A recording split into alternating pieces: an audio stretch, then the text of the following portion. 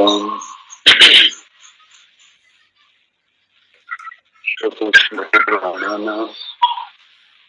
आलयं करुणालयं नमामि भगवत्पादं शंकरं लोकशंकरं शंकरं शंकराचार्यं केशवं बादरायणं सूत्रभाष्यकृतौ वन्दे भगवन्तौ पुनः पुनः ईश्वरो गुरुरात्मेति मूर्तिभेद विभागिने व्योमवद्व्याप्तदेहाय दक्षिणामूर्तये नमः।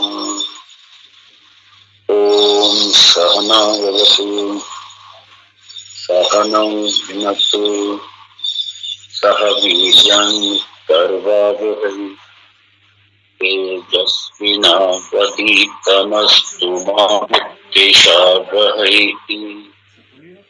ओम शांति शांति शांति। ओम आप्यायन्तु ममाङ्गानि वाक्प्राणश्चक्षुश्रोत्रमथो बलमिन्द्रियाणि च सर्वाणि सर्वं ब्रह्मोपनिषदम् माहं ब्रह्म निराकुर्यात् मा ब्रह्म निराकरोत् अनिराकरणमस्त्वनिराकरणं मे अस्तु तदात्मनि निरते उपनिषत्सु धर्मा ते मयि सन्तु। ओम शांति शांति शांति।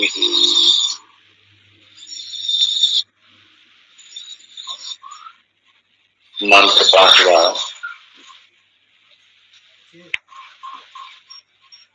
अध्याय दूसरा। यह चेत अवैधि अथ सत्यमस्ति न चेत इह वैधि महति विनष्टिः भूतेषु भूतेषु विचित्य धीराः एतस्मात् लोकात् अमृता भवन्ति।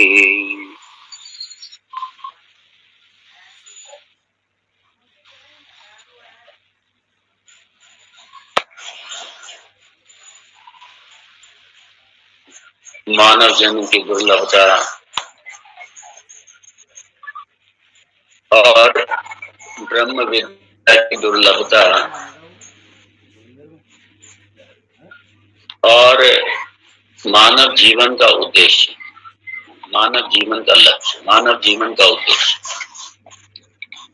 मानव जीवन का उद्देश्य उसी अमृत को पाना है, मतलब ब्रह्म को पाना। अमृता भ्रमंती मतलब ब्रह्म है।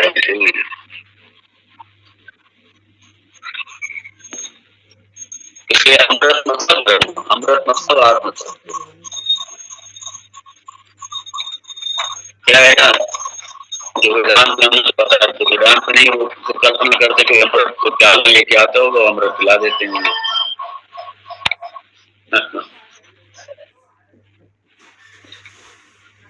और अमृत मतलब ब्रह्म, और ब्रह्म प्राप्ति को, ब्रह्म को जानने का साधन वेदांत। इसलिए वेदांत श्रवण मनन निधिध्यासन ये साधना है वेदांत की, और इसके द्वारा ही अमृत की प्राप्ति है, ब्रह्म की प्राप्ति। अपने स्वरूप का बोध, किस रूप में? ब्रह्म के रूप में। तो इस पांचवें मंत्र हम लोग देख चुके हैं इसको। इस पांचवें मंत्र में इसके साथ हम लोगों ने दूसरा अध्याय पूरा कर लिया हम लोग,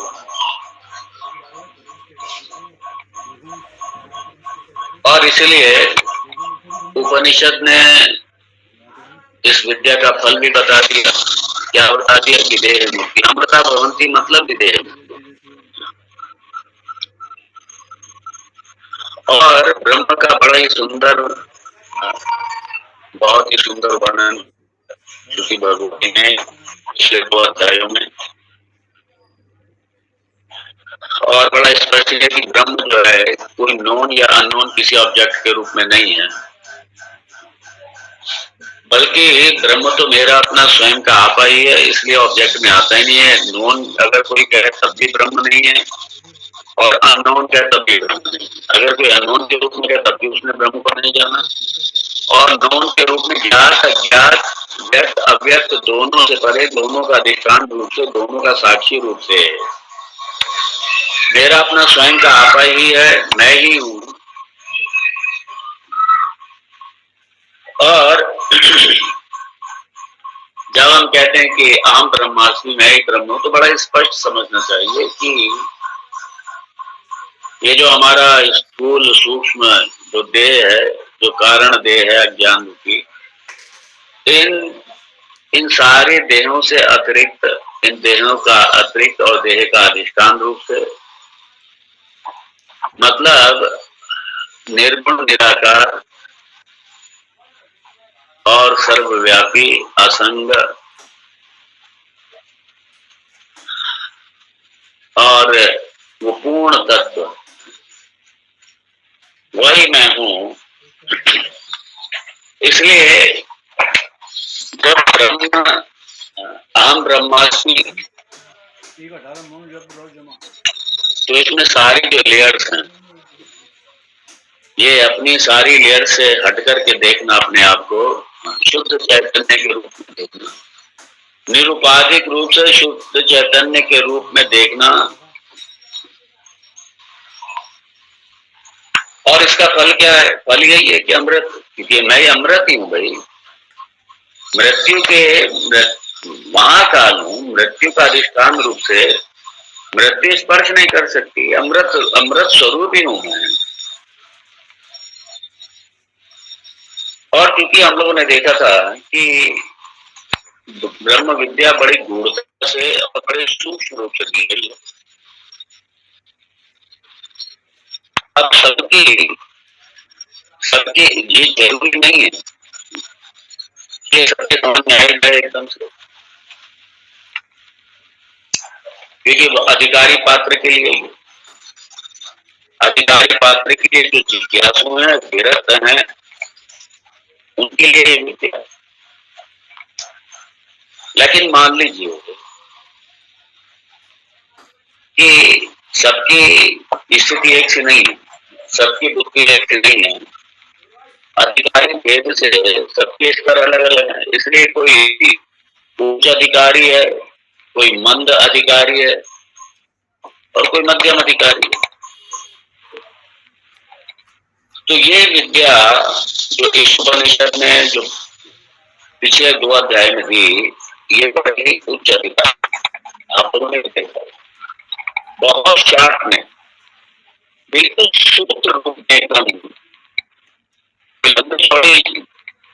व्याख्या नहीं की, सूत्र रूप में ब्रह्म का निरूपण किया, और ब्रह्म का निरूपण भी बिल्कुल अलग तरीके से किया,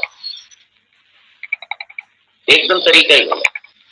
इसलिए अगर श्रवण ना किया हो बिल्कुल भी, और खाली लेके ऊपर जब बैठ जाओ, कुछ नहीं समझ पड़ेगा।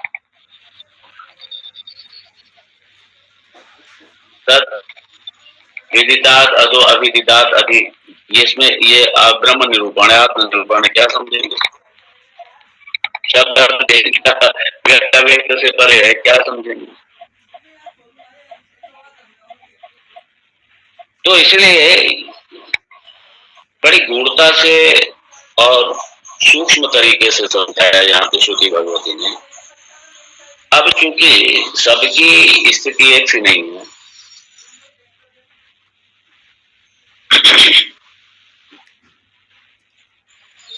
और एक बार श्रवण पर्याप्त नहीं, इसलिए एक उपनिषद पर्याप्त नहीं, बार बार श्रवण करो, बार बार श्रवण, बार बार श्रवण करो, बार बार मनन करो, बार बार श्रवण करो।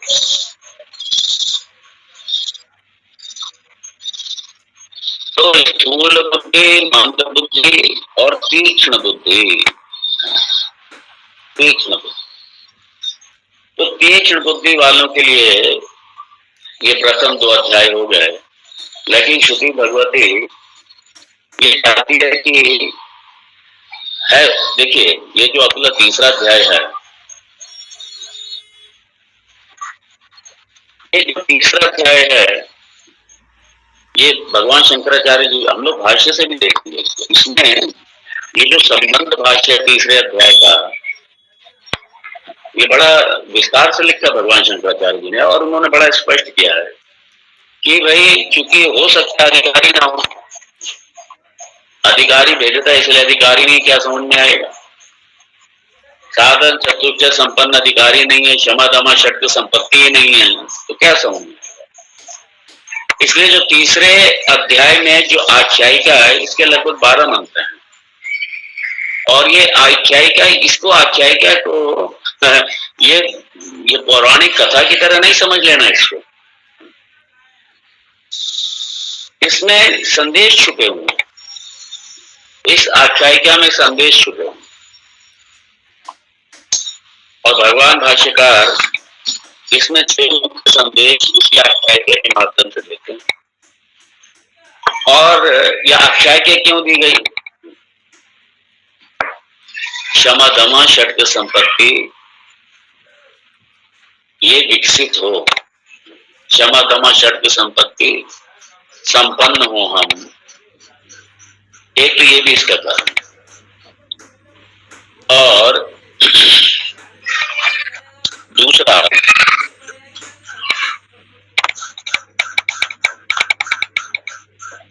कि सबको अपना एनालिसिस करना चाहिए कि हम ईमानदारी से हम कहां खड़े हो,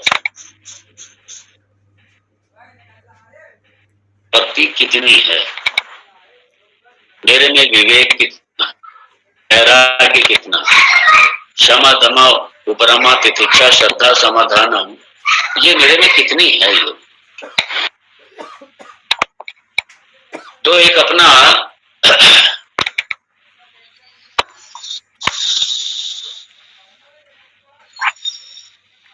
सबकी स्थिति अलग अलग,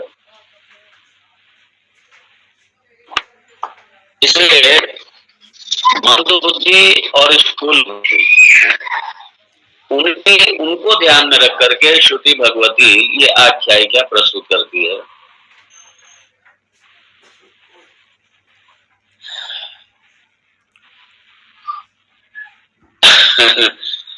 और चूंकि हम लोग इस उपनिषद से दोनों अध्याय से निकल चुके हैं, तो चूंकि श्रुति भगवती ये भी कहना चाह रही है,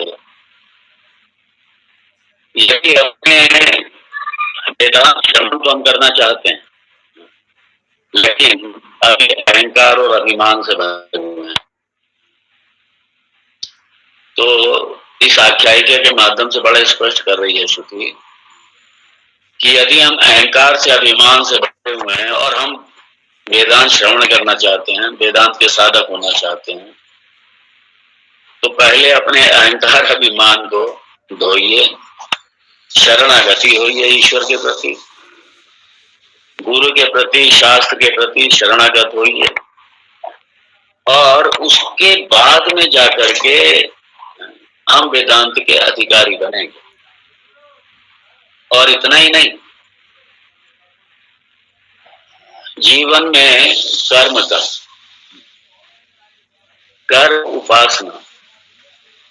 कर्म उपासना और जीवन के मानवीय मूल्य, जिसे भगवान ने 13वें अध्याय में ज्ञान शब्द से कहा जीवन के मूल्य, तो ये जीवन के मूल्य और हमारी धार्मिक जीवन पद्धति, जीवन के मूल्य, धार्मिक जीवन पद्धति और हमारी उपासना, इनका भी बहुत बड़ा योग है। बिना इनके वेदांत नहीं। हमारे गुरुदेव तो कहते थे भूल जाओ वेदांत वेदांत, यदि उपासना नहीं है, जीवन में मूल्य नहीं है, जीवन में धर्म नहीं है, भूल जाओ वेदांत को। इसीलिए श्रुति भगवती इस तीसरे अध्याय के माध्यम से जीवन के मूल्य, उपासना और धार्मिक जीवन पद्धति इस आख्यायिका के माध्यम से इसकी तरफ संकेत कर रही है। और ये आख्यायिका का उद्देश्य भी यही है कि ये सब अगर जीवन में नहीं है और खाली सीधा डायरेक्ट बस ब्रह्म विद्या की तरफ बढ़ जाओ, सीधा हम बस वेदांत सीख जाएंगे, तो ठीक। हमारे गुरुदेव एक बात और कहते थे कि यदि उपासना नहीं है तो ज्ञान जो है बजाय अंदर जाने के सिर पे बैठ जाएगा। मुझे अभी स्मरण, ज्ञान को बचाएगा आपकी उपासना, बचाएगी आपकी भक्ति, आपकी ईश्वर शरणागति, ये ज्ञान को बचाएगी। आत्मसात करने के लिए ये सब आवश्यक है, वरना ज्ञान अंदर नहीं जाएगा, सर पे जाके बैठ जाएगा। ये गुरुदेव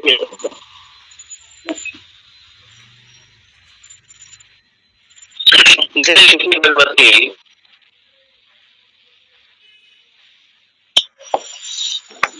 इस पांचवें मंत्र में पहले तो मानव जन्म की बड़ी प्रशंसा की, जिज्ञासु की बड़ी प्रशंसा की, मोक्षार्थी की बड़ी प्रशंसा की, ज्ञानी की बड़ी प्रशंसा की। तो पांचवा मंत्र जो है प्रशंसा है, मनुष्य की प्रशंसा, मनुष्यता की प्रशंसा, जिज्ञासु की प्रशंसा, मोक्षार्थी की प्रशंसा, ज्ञान की प्रशंसा, गुरु की प्रशंसा, ये और सबको बड़ा ही अलौकिक बताया और सबका फल भी बता दिया। यदि आप मुक्ति चाहते हैं, यदि आप बंधन से पार जाना चाहते हैं, तो बस वेदांत के अतिरिक्त और दूसरा कोई साधन नहीं। बाकी के जितने साधन हैं उनसे ठीक है आपको पुण्य अर्जित हो जाएंगे। यदि आप सकाम कर रहे हैं तो ठीक है, आप बड़े अच्छे अच्छे लोगों में चले जाएंगे और बड़े सुखपूर्वक रहेंगे, भोग भोगेंगे और उसके बाद फिर वापिस आ जाएंगे, क्योंकि वो स्थायी नहीं है। यदि निष्काम है तो फिर भगवान वैराग्य देंगे, सत्संग देंगे, कोई जीवन में गुरु दे देंगे और जिज्ञासु बना देंगे, मोक्षार्थी हो जाएंगे हम,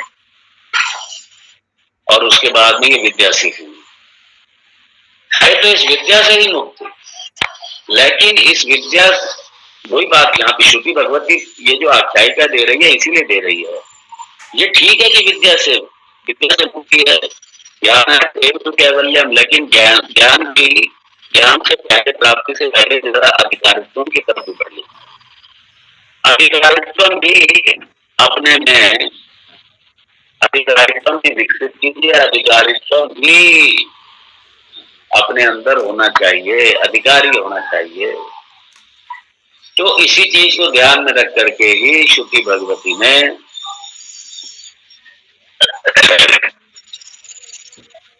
ये जो आख्यायिका थी, हम लोग संबंध भाष्य नहीं करते,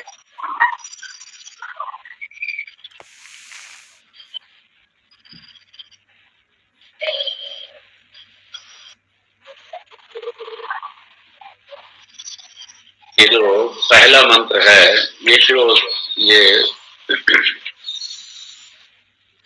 पहला मंत्र देखते हैं इसका।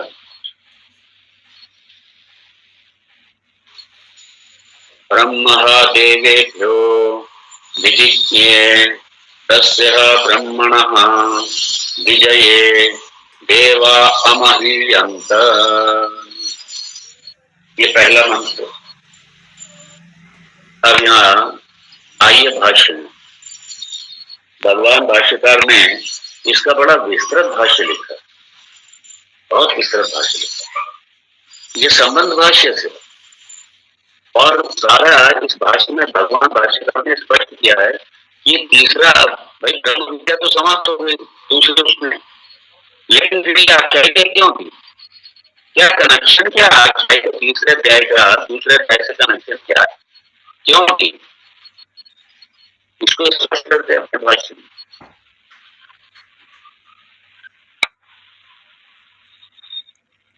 ब्रह्मावेवेक्य इति ब्रह्मणः दुर्विज्ञेयता उक्तिः यत्न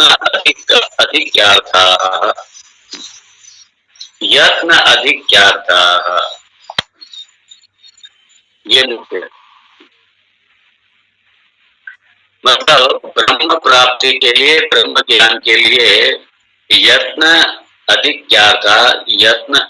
करने की आवश्यकता है। इसलिए इतना आसान नहीं। भगवान भाष्यकार कहते हैं अधिक प्रयत्न करने की आवश्यकता। भगवान भाष्यकार है क्यों अधिक प्रयत्न करने के लिए अधिक प्रयत्न की क्यों आवश्यकता है, उसका कारण बताते हैं। दुर्विज्ञेयता, क्योंकि ब्रह्म विद्या बड़ा दुर्लभ है और जल्दी नहीं समझ में आने वाला है। इसलिए कई बार लोग कहते हैं स्वामी जी जब सुनते हैं तो बड़ा अच्छा लगता है, बड़ा स्पष्ट होता है। ये व्यवहार में फिर क्यों आ जाते हैं उस समय बड़ा स्पष्ट होता है। और जहां प्रवचन खत्म हुआ, जहां सत्र के बाहर गए, फिर वहीं के वहीं। क्यों? दुर्विज्ञ।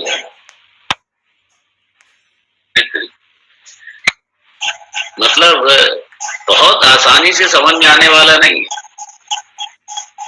पहली बात तो आसानी से मिलने वाला नहीं, और मिल भी जाए तो आसानी से समझ में आने वाला नहीं। कई बार बड़ी हंसी आती है, स्वामी जी ये धर्म तो बड़ा स्पष्ट हो गया, ये समझ में आ गया, ये माया नहीं समझ में आ रही हमने अभी ब्रह्म के समझ में नहीं आया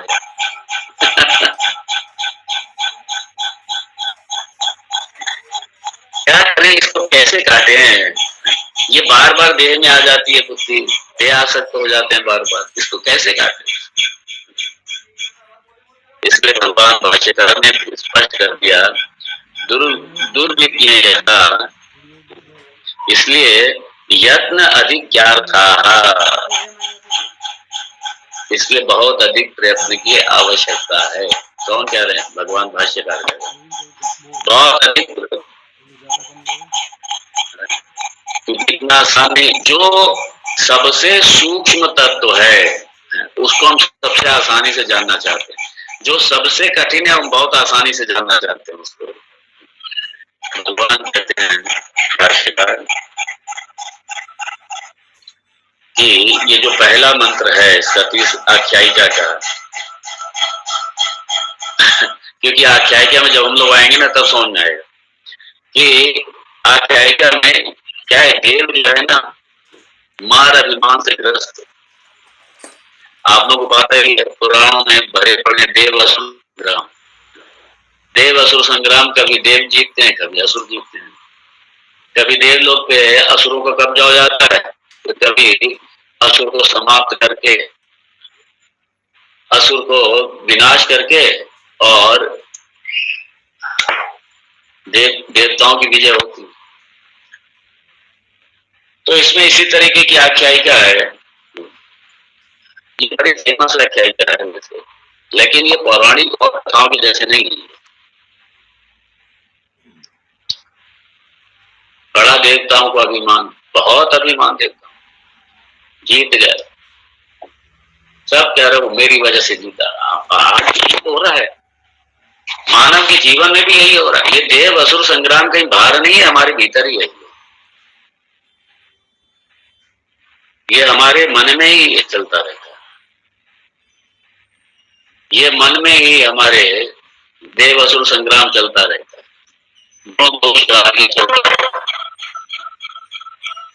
असुर संपत्ति, देव संपत्ति, दैवीय संपत्ति, असुर संपत्ति, ये हमारे मन में चलता है। कभी मानवीय मूल्यों को ताक पे रख करके हम भी मानवीय मूल्य को उल्लंघन करके, लोभ में आकर के हम भी असुरी कार्य करने लगते हैं, असुर का पक्ष ले लेते हैं। और कई बार हम असुर का पक्ष नहीं लेते, भले हमारा कितना नुकसान। ये जो संघर्ष है, देव असुर संग्राम, ये हमारे मन में हर परिस्थिति को लेकर चलता है। तो देव बड़े अभिमानी होता और हर देव अपनी डींगे आके मेरी वजह से, आपकी कई बार होता है ना, कोई प्रोग्राम होता है, कोई बहुत बड़ा प्रोग्राम होगा, कई बार आदमी कह देते अरे वो तो मैं था, मेरी वजह से हो गया, वो तो मेरी वजह से हो गया, नहीं तो हालत खराब हो जाती अगर मैं नहीं आता तो, मेरी वजह से, सब मेरी वजह से।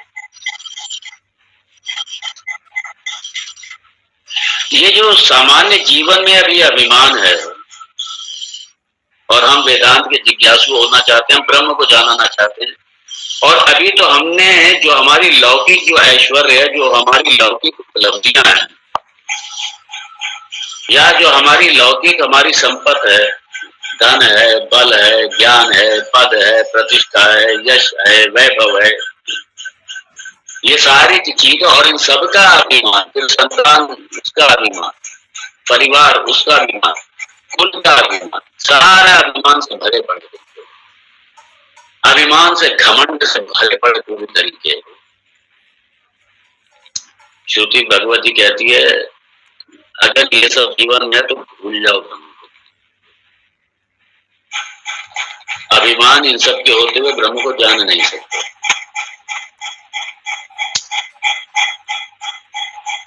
इसलिए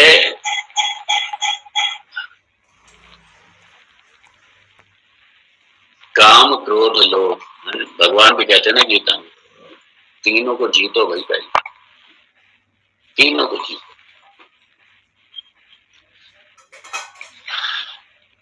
क्योंकि काम की जब पूर्ति होती है अभिमान आता है, लोभ आता है,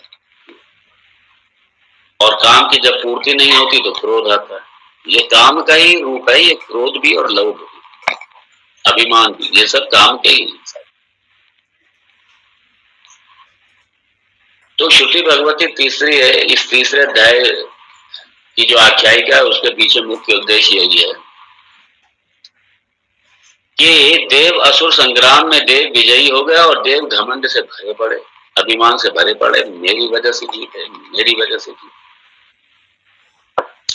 हम लोग भी कई बार कार्यक्रम करेंगे, अरे वो तो मेरी वजह से हो गया, वो तो इनकी वजह से हो गया, और ये प्रशंसा की भूख होती है, ये भी एक साइकोलॉजिकली डिजीज है, ये भूख होती है लोगों की। प्रशंसा मिलनी चाहिए प्रशंसा, और प्रशंसा की भूख लगभग सभी लोग। कोई एक हाथ ऐसा हो जिसे प्रशंसा की भूख ना हो, वरना सबको भूख होती है। और प्रशंसा सब सुनना चाहते हैं, और कोई प्रशंसा कर दे उनके सामने कई बार, और दिखाएंगे क्या वो, अंदर से तो चाहते हैं कि कोई कहे, नहीं बस ये तो बस ठीक है, तो हम तो नहीं, तुम्हारे भगवान की कृपा, भगवान से हुआ। अंदर से बड़ी प्रसन्न होते हैं, अंदर से बहुत प्रसन्न होते हैं, हाँ मैं, ये मेरी वजह से, मैंने किया, मेरी वजह से हो गया। और ऊपर ऊपर से कहेंगे अरे बस ठीक है, भगवान की से हो गया। और अगर उनको एक्नॉलेज ना किया जाए तो अंदर बड़ी पीड़ा होती है। फिर वो चार आदमी को सुनाएंगे, बताइए मैंने इतना क्यों, मेरा नाम तक नहीं बोला हूँ। मैंने इतना किया, मेरा नाम तक नहीं बोला। ये आप देखें, चाहे घर के पारिवारिक कार्यक्रम हो, चाहे सामाजिक कार्यक्रम हो, चाहे राजनीतिक कार्यक्रम हो, या कोई भी धार्मिक कार्यक्रम हो, सब कार्यक्रमों में इसलिए सबका आभार व्यक्त किया जाता है कि कोई छूटे ना भाई, क्योंकि ये प्रशंसा है, ये यश, ये इसकी भूख है, ये मिलना चाहिए। हमने किया है तो दिखना तो चाहिए, पता तो चलना चाहिए, ये भूख है ये सब। और दुर्भाग्य ये होता है, जिस परमात्मा की वजह से, जिस ईश्वर की वजह से ये सब कुछ हुआ, और अगर मैं भी कुछ कर पाया तो उनकी कृपा से कर पाया, वो ईश्वर सब जगह भूल जाते हैं। आप कोई भी पब्लिक प्रोग्राम देखिए, आप घरों के प्रोग्राम देखिए, आप ईश्वर का आभार व्यक्त करना सब भूल जाते हैं, ईश्वर का धन्यवाद सब भूल जाते हैं। सबको एक्नॉलेज करेंगे, वो टेंट वाले का बड़ा धन्यवाद, टेंट वालों ने ये किया, बिजली वालों ने ये किया, साउंड वालों ने ये किया, ये सहयोग होना चाहिए, सबके प्रति एक्नॉलेजमेंट होना चाहिए। लेकिन आप तो कभी नहीं सुनेंगे कि जिस परमात्मा की कृपा से सब हो गया, जिसके योगदान से सब कुछ हो गया, उसे सब नदारत कर देते हैं, सब नदारत। यही देवताओं ने किया, यही देवताओं ने किया। जिस परमात्मा की कृपा से जीते रहा, कहीं उसका नाम नहीं, और अभिमान इतना मेरी वजह से। सब जगह है, कॉमन है, ये सब जगह कॉमन। इसलिए श्रुति भगवती बड़ा स्पष्ट करना चाहती है आख्यायिका के माध्यम से कि पहले अपने ये जो असुर संपत्ति है ना, असुर संपत्ति, पहले इसको जीतो, पहले इसको जीतो, पहले दैवीय संपत्ति अर्जित करो, विकसित करो, दैवीय संपत्ति अर्जित करो, विकसित करो। जो मानवीय मूल्य हैं, जो जीवन के मानवीय मूल्य हैं, जो धर्म है, पहले उसको अर्जित करो। इसलिए संक्षेप में कहें तो पहले धर्म है, फिर बाद में ब्रह्म है, और धर्म नहीं है तो ब्रह्म प्राप्ति के हम अधिकारी नहीं। यही भगवान ने गीता में कहा, भगवान ने अर्जुन से शुरू में ही कहा। यदि धर्म नहीं है तो ब्रह्म भी नहीं। धर्म पहले फिर ब्रह्म है, और धर्म है नहीं ब्रह्म। इसलिए बहुत से लोग क्या करेंगे ना, वो अपना एनालिसिस नहीं करेंगे, कुछ नहीं करेंगे। ठीक है, इधर उधर सुन रखा है कि वो उपनिषद, ठीक है उपनिषद भी है, चलो तो भाई ठीक है, चलो उपनिषद भी पढ़ लेते हैं, उपनिषद भी पढ़ लेते हैं, जान लेते हैं उपनिषद। किसी की चरण शरण नहीं लेंगे, बस उपनिषद पढ़ लेते हैं। और उनका टारगेट कोई मुक्ति या मोक्ष नहीं है, जिज्ञासु भी नहीं है वो। उनका टारगेट मुक्ति मोक्ष नहीं है, बल्कि उपनिषद इसलिए पढ़ना ताकि हम उपनिषद को कुछ बोल सकें, लोगों के बीच में कुछ कह सकें। बहुत से लोगों का यही टारगेट होता है। वो उपनिषद किस लिए पढ़ रहे हैं? समाज को दिखाने के। कभी 10 लोगों के बीच में कभी मंच पे मिल जाए तो बात कर सके, कभी उपनिषद के। उन्हें मुक्ति नहीं चाहिए, ये प्रशंसा की भूख, ये उन्हें भुक्ति चाहिए। विश्व पुरुषों का यही टारगेट होता है।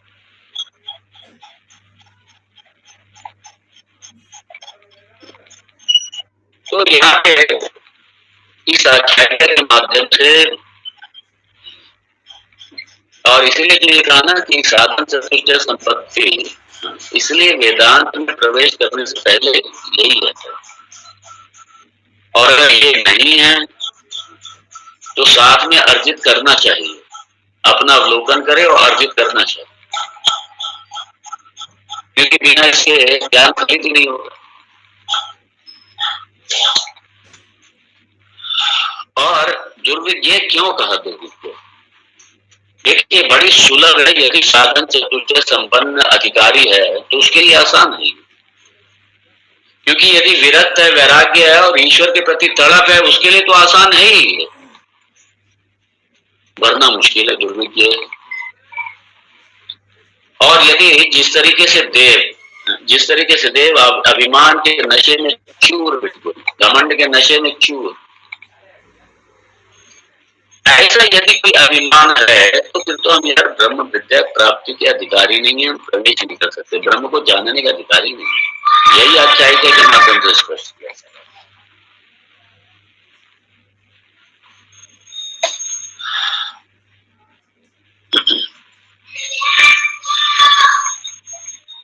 अब यहाँ पे भगवान कह रहे हैं, समाप्ता ब्रह्म विद्या यत् अधीनः पुरुषार्थः। कि भगवान कह रहे हैं शंकराचार्य की, समाप्ता ब्रह्म विद्या, दूसरे अध्याय से ब्रह्म विद्या समाप्त हुई, दूसरे अध्याय में। और पुरुषार्थ किसके लिए? इसी ब्रह्म विद्या के लिए। तो जब पुरुषार्थ, जिस विद्या के लिए पुरुषार्थ है, ये मोक्ष पुरुषार्थ ब्रह्म विद्या के लिए, तो वो तो समाप्त हो गई। अतः ऊर्ध्वम् अर्थवादेन ब्रह्मणः दुर्विज्ञेयता उच्यते। अर्थवाद मतलब रेपिटेशन। तो अब आगे अर्थवाद के द्वारा ब्रह्म की, ब्रह्मणा मतलब छठी है, 6 केस, ब्रह्मणः दुर्विज्ञेयता उच्यते, ब्रह्म की दुर्विज्ञता ये बतलाई गई है। तद विज्ञाने, तद विज्ञाने मतलब ब्रह्म, ब्रह्म विज्ञाने, ब्रह्म की प्राप्ति में तद विज्ञाने कथम, कथन नाम यत्नम अधिकम कुर्यात् इति।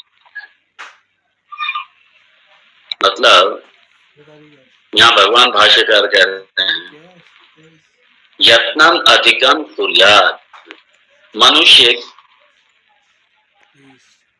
अधिक से अधिक प्रयत्न करे। क्यों? दुर्विज्ञ है ये, इसलिए अधिक से अधिक प्रयत्न करे इसको जानने के लिए। तत् विज्ञाने मतलब ब्रह्म ज्ञान में, ब्रह्म ज्ञान की, ब्रह्म ज्ञान में, ब्रह्म प्राप्ति में, ब्रह्म ज्ञान में, आत्मज्ञान में यत्नम अधिकम कुर्यात्, बहुत अधिक प्रयत्न करने की आवश्यकता है, इसलिए अधिक यत्न करें। और समाधि, समाधि अर्थः वा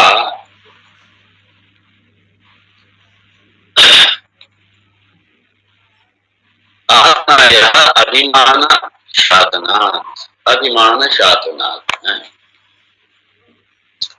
समाधि अर्थः, समाधि समाधम षट् संपत्ति, समाधम ब्रह्म तितिक्षा श्रद्धा समाधानम, ये जो समाधि, ये समा षट् संपत्ति है,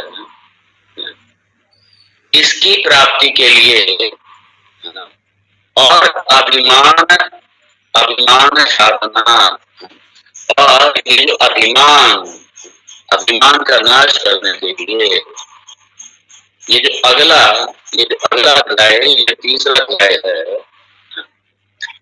तो ये इसमें यहाँ भगवान भाष्यकार कह रहे हैं, एक तो अभिमान का नाश करने के लिए, दूसरा समाधि शब्द संपत्ति अर्जित करने के लिए, एक ये भी इसका है आख्यायिका का उद्देश्य।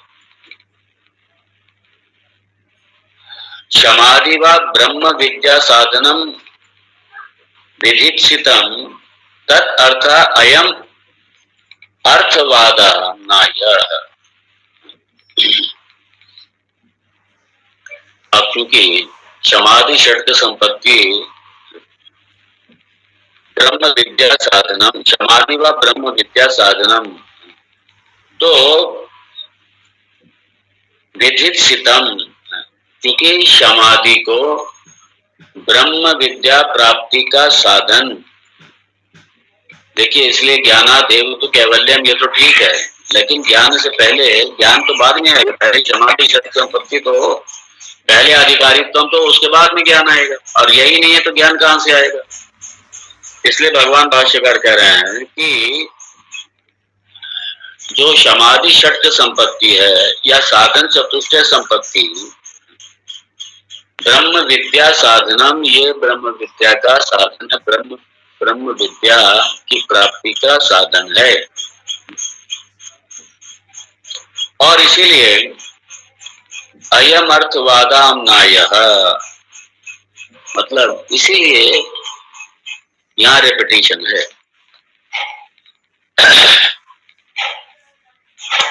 बहुत भगवान देखिए बिल्कुल स्पष्ट कर दिया, नहीं समाधि साधन रहितस्य अभिमान राग द्वेष युक्तस्य ब्रह्म विज्ञान सामर्थ्यम अस्ति। इसको अंडरलाइन कर लीजिए बड़े, बहुत सुंदर तरीके से।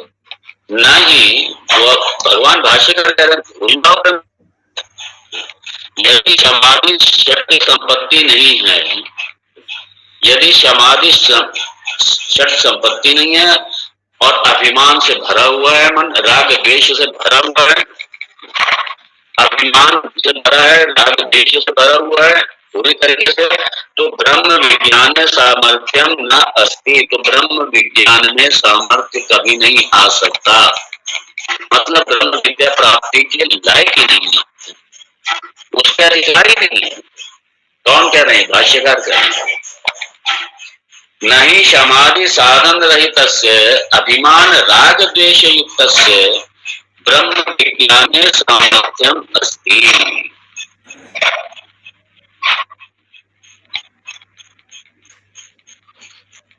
अभिमान से भरा, राग द्वेष से भरा, अर्थात दोषों से भरा हुआ, असंतुष्टि से भरा हुआ ये मन है। और समाधि समाधि षट संपत्ति के वो तो ही नहीं, दूर दूर। फिर तो ब्रह्म विज्ञान में, ब्रह्म विद्या की प्राप्ति में सामर्थ्य ही नहीं है। सामर्थ्य नास्ति, नहीं है सामर्थ्य, उसके लायक ही नहीं है अभी।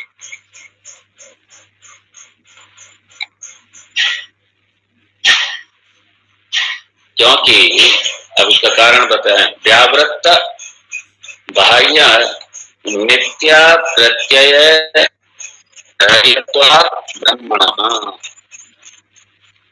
क्योंकि बाहर तो देखिए ब्रह्म ही है सब, ये ईशावास्य निगम सर्वम सारा ब्रह्म ही है, लेकिन हमें जगत दिखाई दे रहा है, हमें ये सारा जगत दिखाई दे रहा है, हमें ब्रह्म दिखाई नहीं दे रहा, जबकि ये बाहर मिथ्या है सारा।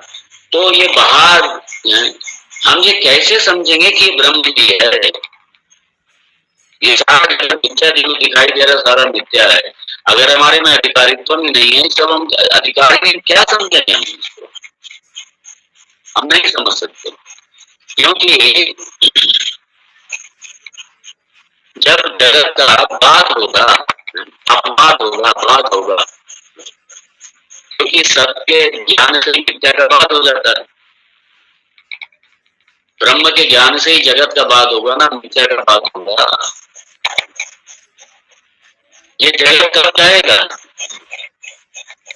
जगत का नाश कब होगा? जगत ज्ञान से पता चलेगा ये तो जगत नहीं, ये तो ब्रह्म ही है सारा, और ये तो मैं ही हूँ ये सारा। तो इसलिए कहा व्यावृत्त बाह्य मिथ्या प्रत्यय बाह्यत्वात् ब्रह्मणः। ये सारा प्रतीक होगा जगत, इसका बात जब तक नहीं होगा मिथ्या रूप से, तब तक ब्रह्म की प्राप्ति नहीं। और बात होना क्या आवश्यक है? बात नहीं होगा तो ब्रह्म नहीं है, क्योंकि जब ब्रह्म है तो जगत नहीं है फिर, और जगत अगर है, जगत सत्य दिखाई दे रहा तो फिर ब्रह्म नहीं है, और ब्रह्म का बोध हो गया तो फिर जगत नहीं है। ब्रह्म और जगत दोनों साथ साथ सुन रहेंगे, बिल्कुल एक दूसरे के समानांतर। तो ब्रह्म है ना, सत्य तो ब्रह्म नहीं है, बाकी तो मिथ्या ही है सर। मिथ्या मतलब कहीं बात है, वो दिखाई दे रहा है बस, और क्यों बात है? अज्ञान की वजह से, अज्ञान की वजह से बात रहा। और ज्ञान की निवृत्ति जब तक नहीं होगी तब तक तो ये इसका बाध नहीं होगा, संसार का बाध नहीं होगा, और जब तक संसार का बाध नहीं होगा ब्रह्म का ज्ञान नहीं होगा। चलता रहेगा जीवन, पुनरपि मरणम जननम पुनरपि मरणम चलता रहेगा ये सब। इसलिए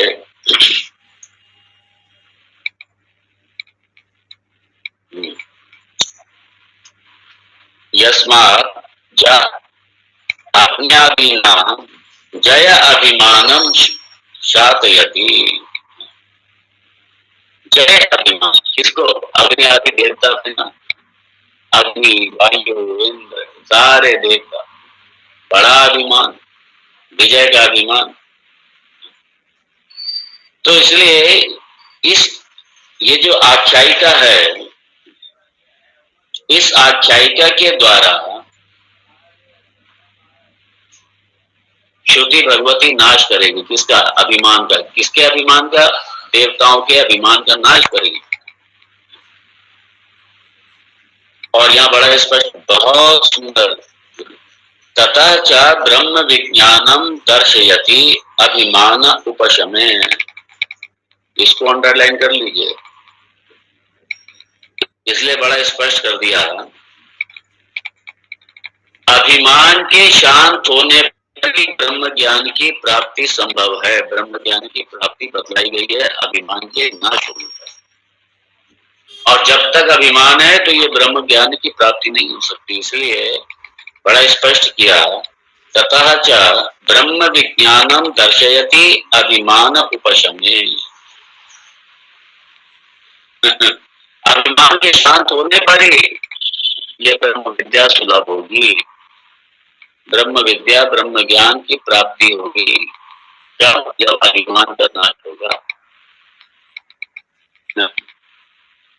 अभिमान है तो इसका मतलब ईश्वर कहाँ है जीवन में? ईश्वर ही नहीं है कि तो जीवन में। अभी मेरा स्वयं का अभिमान है, स्वयं के बल पर अभिमान है, सारे स्वयं के सामर्थ्य में अभिमान, बस मैं ही सामर्थ्य, अपना सामर्थ्य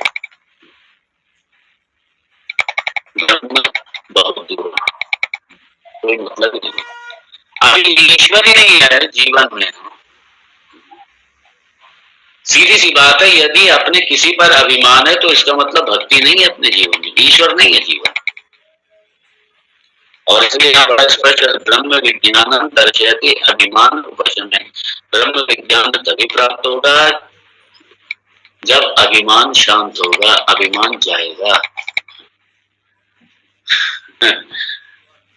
अभिमान की तिलांजलि होगी, अभिमान तो त्याग करेंगे हम। और बड़े मजे की बात है, जब तक अभिमान रहेगा मतलब ये देहात्म अध्यास भी रहेगा, अहम और मम ये भी रहेगा, ये भी रहेगा, सब रहेगा। अभिमान का मतलब यही से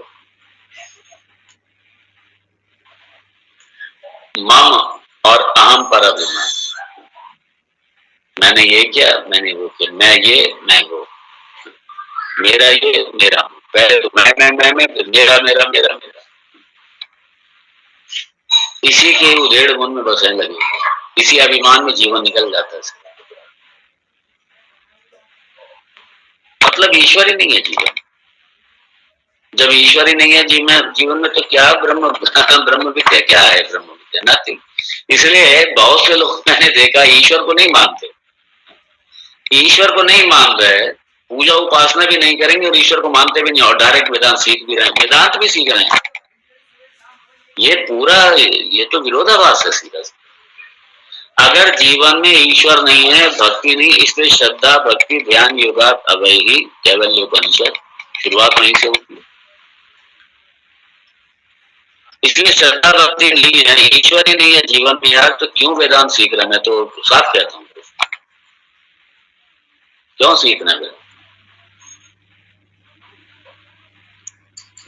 कई मैंने देखे लोग, जैसे मैंने अपना बताया था ना, एक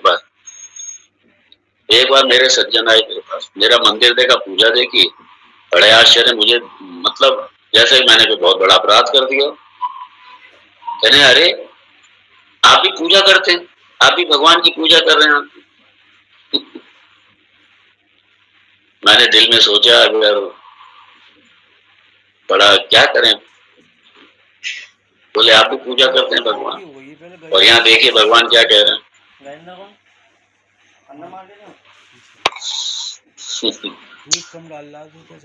इसलिए ईश्वर शरणागति है, और जितना ईश्वर के प्रति शरणागति आस्था श्रद्धा भक्ति होगी, अभिमान उतना ही गलित होगा। अभिमान हमारे सर पे बैठा है, इसका मतलब जीवन में ईश्वर है ही नहीं।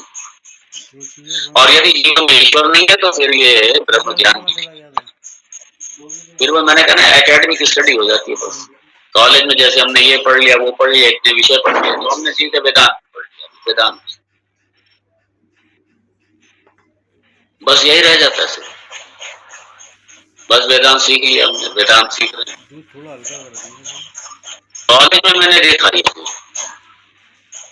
कॉलेज में ये कई जो वेदांत, पहली बात तो वेदांत है नहीं, उल्टा ये वेदांत के एक आध कोई उपनिषद और छोटा मोटा वेदांत, ये एकेडमिक जो खासतौर से ये संस्कृत लिटरेचर वगैरह में करते हैं, जो आचार्य करते हैं या जो आगे और पीएचडी करते हैं, उनमें थोड़ा सा वेदांत की एक तो ग्रंथ है वेदांत, और उनको पढ़ने वाले पढ़ाने वाले दोनों दोनों दोनों ईश्वर को नहीं मानते। सबकी बात नहीं कर रहा, उनमें से कई लोग ना कभी मंदिर जाएंगे, ना ईश्वर की उपासना है, ना कुछ है, कुछ नहीं ना चाहिए। और ठीक है, जैसे एकेडमिकली कोर्स पूरा कराते हैं ना भाई, ठीक है चलो भाई साल में ये हमारा ये क्योंकि कोर्स में सिलेबस में है तो चलो भाई ठीक है पढ़ा देते। इस तरीके के वेदांत पढ़ने वाले सीखने वाले, ये इसलिए जो वेदांत की परंपरा है वो यही है। ये जो गुरु शिष्य परंपरा और ट्रेडिशनल वे तो यही है। इसलिए अधिकारी है तो वेदांत पढ़ाओ, क्या जरूरत है। इसलिए आज भी कई महात्मा हैं, मेरे साथ तो मैं भी नहीं कहीं नहीं जाता था। वो उनके पास कोई अधिकारी चला जाए जिज्ञासु होकर के वेदांत श्रवण की बात करे, मांगे इस ज्ञान को तो भले ही दे दें, वरना मुंह नहीं खोलते वो। इसलिए यहाँ पे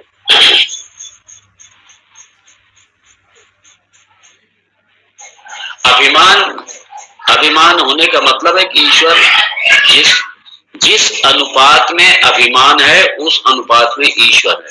यदि 100% अभिमान है तो 100% ईश्वर हमारे जीवन में नहीं है। और अगर है भी खाली तो नाम मात्र के लिए, खाली खाना पूर्ति के लिए। क्योंकि यदि अभिमान है तो ईश्वर नहीं है, और अभिमान मान लीजिए 50% है, आधा है, हाँ ईश्वर भी है, ईश्वर की कृपा भी मानते हैं, लेकिन अपना अभिमान भी रहता है। और अभिमान अगर पूरी तरीके गलित है तो इसका मतलब वो ईश्वरमय जीवन है, भक्तिमय जीवन।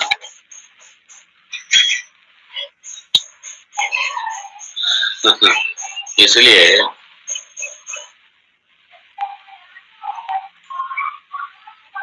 ततः च ब्रह्म विज्ञानम दर्शयति अभिमान उपशमे। इसलिए अभिमान का शांत होने पर ही ब्रह्म प्राप्ति, ब्रह्म ज्ञान की प्राप्ति ये बतलाया गया है। अभिमान शांत होने पर। तस्मात् समाधि साधन विधानार्थः अयम अर्थवादः इति अवसीयते। बड़ा स्पष्ट कर दिया। इसलिए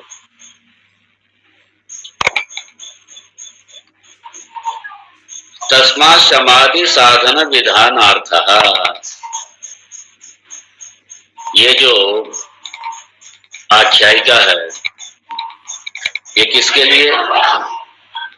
समाधि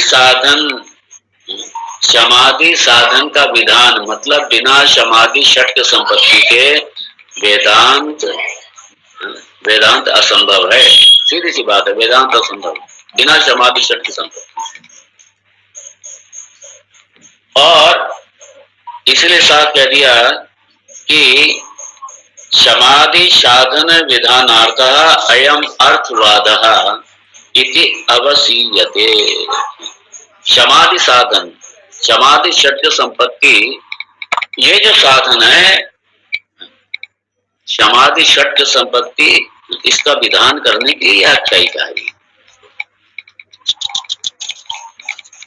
अधिकारित्व के लिए, क्योंकि यहाँ तीसरे अध्याय देने का मतलब ही यही है कि कोई यही ना समझ ले कि ठीक है बस हमने अब समाधि षट्क संपत्ति है नहीं है कोई लेना देना, ईश्वर की भक्ति है कोई लेना देना, ये कुछ नहीं है, ये कोई लेना देना है ही नहीं है? ये कोई लेना देना है ही नहीं, समाधि षट्क संपत्ति है ही नहीं और इससे कोई लेना देना ही नहीं। तो इसलिए श्रुति भगवत ये कह रही है कि ठीक है दूसरे 2 अध्याय में विद्या तो हो गई, ब्रह्म विद्या हो गई, लेकिन इसको ऐसे मत समझ लेना। इसलिए समाधि षट्क संपत्ति और अधिकारित्व ये सब भी होना चाहिए, अर्थात धर्म होना चाहिए।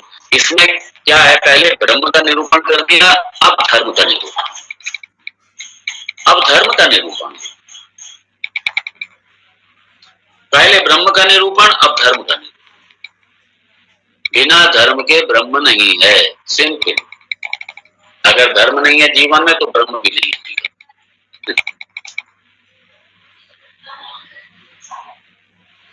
और एक और क्योंकि किसी को शंका हो जाए ना कि वेदांत तो उपासना की क्या करता है, निंदा करता है। किसी को ये शक नहीं होना चाहिए, किसी को मान लीजिए डाउट हो जाए कि वेदांत तो उपासना को मानता ही नहीं, वेदांत तो उपासना की निंदा करता है। क्यों निंदा करता है? ये उपनिषद कह रहा है, केन उपनिषद कह रहा है। क्या है केन उपनिषद कह रहा है? केन उपनिषद कह रहा है जब ब्रह्म का वर्णन किया और ब्रह्म के वर्णन के बाद में साथ में ये भी कह दिया, क्या कह दिया कि नेदम यदिदम उपासते, वो ब्रह्म नहीं है जिसकी आप उपासना करें।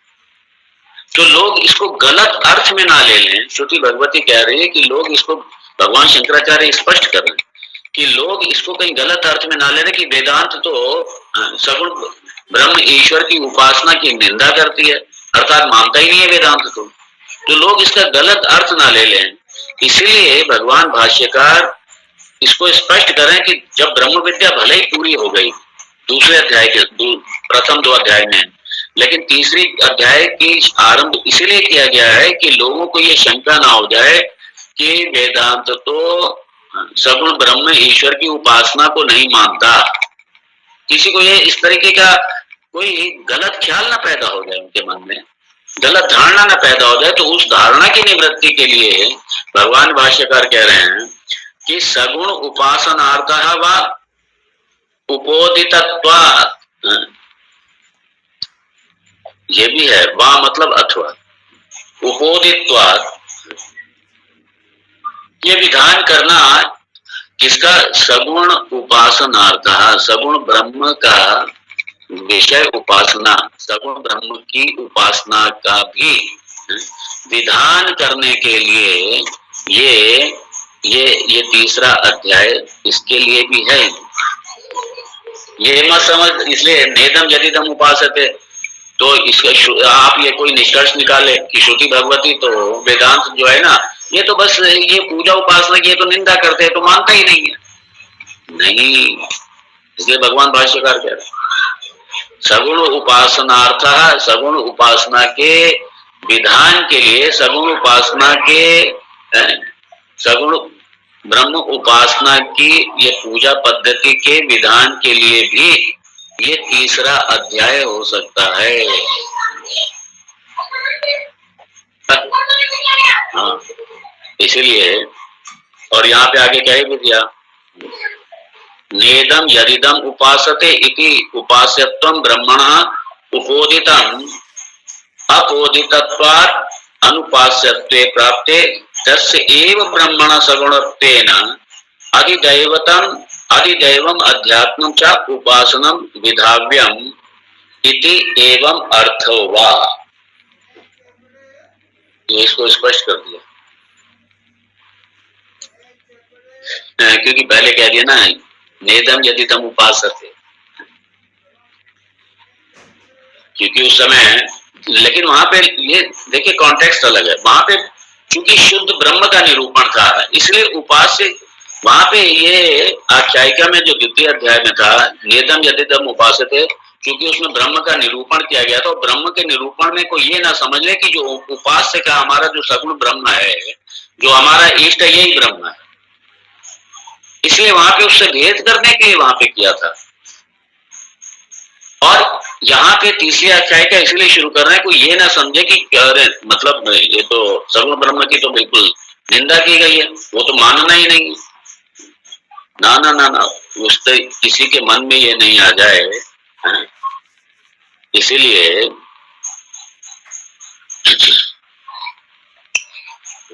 मतलब ब्रह्म सगुण ब्रह्म की भी उपासना करनी चाहिए, इस आख्यायिका के माध्यम से ये भी पता है।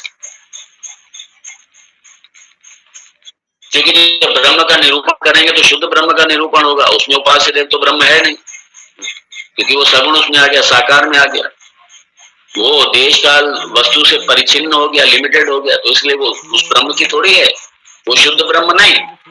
तो वहां ब्रह्म का निरूपण था, लेकिन इसका मतलब ये नहीं कि आप सगुण ब्रह्म की आप उपासना ही ना करें, नहीं, उसकी भी उपासना आपको करनी पड़ेगी।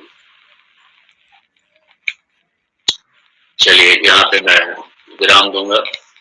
अब इसको कल के सत्र में देखेंगे। ये बड़ा सुंदर भाष्य है। ये इस तरीके की जो भ्रांतियां हैं, ये सारी भ्रांतियों का निवारण किया। जो वेदांत के आक्षेप लगाते हैं उल्टे सीधे, ये सारा उनका निराकरण किया गया भगवान भाष्यकार। यहाँ पे हम विराम देंगे। ओम तत्सत्। ओम पूर्णमदः पूर्णमिदं पूर्णात् पूर्णमुदच्यते पूर्णस्य पूर्णमादाय पूर्णमेवावशिष्यते। ओम शांति शांति शांति। शंकरं शंकराचार्यं केशवं बादरायणं सूत्र भाष्य कृतौ वंदे भगवन्तौ पुनः पुनः। ईश्वरो गुरुरात्मेति मूर्तिभेद विभागिने व्योमवद्व्याप्तदेहाय दक्षिणामूर्तये नमः। ओम शांति शांति शांति। हरि ओम श्री गुरुभ्यो नमः। हरि ओम। ओम नमो नारायण स्वामी जी। हरि ओम हरि ओम। जय श्री कृष्ण भाई, जय श्री कृष्ण।